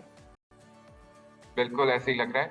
अच्छा, वो क्योंकि हम सब जो है वो हम में से अक्सर इस स्ट्रगल से गुजर चुके हैं, जब नई नई शादी होती है, कर रहे होते हैं तो हम बड़ा रिलेट करते हैं उस किरदार से, जहाँ पे बाहर के एक्सटर्नल प्रेशर्स जो है वो रिलेशनशिप को किस तरह जो है वो डैमेज करते हैं। तो शर्जीना की और मुस्तफा की जो एक केमिस्ट्री है उसके अंदर उसके घर वाले और उनका पास्ट जो है वो किस तरह इम्पैक्ट कर रहा है, बहुत खूबसूरत तरीके से, बड़े सटल तरीके से उसको जो है वो फिल्म किया गया है। उसकी कहानी आगे बढ़ रही है। माँ का किरदार बुशरा अंसारी साहिबा निभा रही हैं, तो बुशरा जो है वो तो जाहिर है हम जानते ही हैं बड़ी सीजन डॉक्टर हैं। और फिर उसके बाद हम देखते हैं अदील का सही चंडाल वाली सास का किरदार अदा कर रही हैं वो चंडाल वाली सास की अच्छी बहू से सारा काम करवाई जा रही हैं, और जो पैसे वाली बहू है उसको तुम बैठो बेटी, तुम ये करो वो जाहिर है आप और खवातीन जो देखने वाली हैं वो उसके साथ बड़ा रिलेट कर सकती हैं कि जी ये किस तरह होते हैं रिश्ते और घरेलू पॉलिटिक्स क्या होती है। लेकिन मैं ये समझता हूँ कि जो डायरेक्शन है और फरहत इशाक का जिस तरह स्क्रिप्ट लिखा हुआ है, तो बहुत ही खूबसूरत तरीके से उसको सटल तरीके से इन नुआंसेस को कैप्चर किया गया है और नाजरीन बड़ा पसंद कर रहे हैं। मुझे अरुण, अभी जैसे सास के किरदार का अगर जिक्र हो रहा है तो नूरजहां ड्रामे में भी सबा कमर ने बड़ा शानदार किरदार अदा किया। मैंने भी कसम तोड़ी, मैंने भी ड्रामा देखा, तो मुझे भी अच्छा लगा ड्रामा। ये सब हारून की वजह से हो रहा है। हारून से इंस्पायर होकर अजीम ने ड्रामे देखने शुरू कर दिए। बिल्कुल, मैं तो उसको ड्रामे को बहुत एविडली फॉलो कर रहा हूँ और नूरा बहुत ये भी कह रहे हैं कि वो मतलब कि वो किसी की हकीकी स्टोरी है। जी, जंजबील शाह ने कहानी लिखी है और वो बिल्कुल ऐसे ही लगता है कि किसी की हकीकी स्टोरी। अच्छा, जो अच्छे एक्टर्स का चुनाव है ना वो इस सीरियल में बड़े खूबसूरती से नजर आता है। हालांकि वो मेन स्ट्रीम ड्रामों में से नहीं है जो कि मेन स्ट्रीम स्लॉट में आते हैं, लेकिन उसके बावजूद इसके अंदर इतने अच्छे बड़े बड़े एक्टर्स उन्होंने जमा किए हैं कि इसको देख के मजा आता है। और मैं यही समझता हूँ कि चाहे वो कभी मैं कभी तुम हो या नूरजहां हो, जहाँ आप हमारे दोस्त तौसीक हैदर उस ड्रामे में आ रहे हैं, कभी मैं कभी तुम में, इसी तरह जावेद शेख साहब हैं, इसी तरह माया हैं। इधर अगर आप देखिए तो जो है सफीर का किरदार अदा कर रहे हैं और फिर उसके बाद नूर हसन हैं, कुबरा को और बाकी भी जितने किरदार हैं, हाजा यामीन का मैं खास तौर पे जिक्र करना चाहूँगा। पिछली कुछ किस्तों में उनका किरदार बड़ा सामने आया है और बड़ा अच्छा उन्होंने उसको निभाया। तो अच्छा एक्टर अगर आप चूज़ कर लें, तो फिर आपके सारे किरदार और कहानी जो है वो बुनी जाती है बहुत खूबसूरती से और फिर जुड़ी रहती है और नाज़रीन भी उसके साथ जुड़ जाते हैं। अच्छा अरुण, हदीका कियानी का जो नया गाना आया है उसने बड़ी धूम मचाई हुई है, भारी थानी ने। तो उसमें गाने में हुमायूं सईद की शानदार परफॉर्मेंस पर लोग बहुत खुश हैं। क्या कहेंगे आप इस बारे में, आपको कैसा लगा गाना? बिल्कुल बिल्कुल। और वीडियो कितनी खूबसूरत है जी। तो हुमायूं मेरे ख्याल में तो स्टार ही हैं और हमारी स्क्रीन के बहुत बड़े सितारे हैं। तो फिर अच्छा, मैं इस बात पे भी थोड़ा सा एक बात करना चाहूँगा कि हम जानते हैं कि फिरदौस जमाल साहब के मायरा खान के बारे में क्या व्यूज़ हैं या दूसरे एक्टर्स के हवाले से वो किस तरह व्यूज़ रखते हैं। शायद वो इतना टीवी नहीं देखते, फिल्में देखते हैं, तो ज़रूर वो मेरा नहीं ख्याल कि जाया करते होंगे। तो शायद उनको नहीं मालूम कि वो आजकल एक्टर्स क्या कर रहे हैं, एक्टिंग का मैसेज कैसे बदल गया है, ड्रामों की पेस क्या है, नया ड्रामा जो है आजकल वो क्या डिमांड्स है उसकी, सोशल मीडिया, ये सब इन चीज़ों से अब ये एक्टर्स ज़रा दूर हैं। तो मेरा ख्याल है कि उनको बुलाकर शोज़ के ऊपर बिठाकर और फिर उनसे इस तरह के सवाल करना और फिर उसको एक सेंसेशनल अंदाज में पैदा करना, पेश करना, ये भी कुछ अच्छा ट्रेंड नहीं है। तो इसकी भी थोड़ी सी हौसला शक्ति करनी चाहिए कि हमें पता चल गया फिरदौस जमाल साहब क्या सोचते हैं आज के एक्टर्स के बारे में और आज के स्टार्स के बारे में।